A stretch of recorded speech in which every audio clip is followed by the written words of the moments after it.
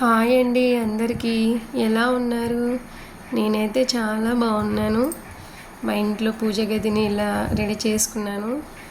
First లక్ష్మీదేవిని, తర్వాత లక్ష్మీ నరసింహస్వామి, శివుడు, అందరినీ లక్ష్మీదేవులను అందరినీ, వెంకటేశ్వర్ల స్వామిని ఇలా అందరినీ ఫ్లవర్స్ చాలా ఎక్కువ వచ్చాయండి బాగా. అందుకే 2-3 రకాల ఫ్లవర్స్ చెట్లు ఉన్నాయండి, మందారాలు మా ఇంటి దగ్గర.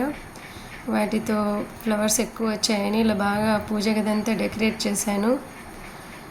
అందులో ఇప్పుడు వరాహి మాత పూజలు జరుగుతున్నాయి కదండి. ఫస్ట్ అందుకే లక్ష్మీ అమ్మవారిని రెడీ చేసుకుని తర్వాత పూజ గదిని అంతా రెడీ చేశాను. ఇది వెంకటేశ్వర్ల స్వామి పటమండి, చాలా బాగుంటుంది.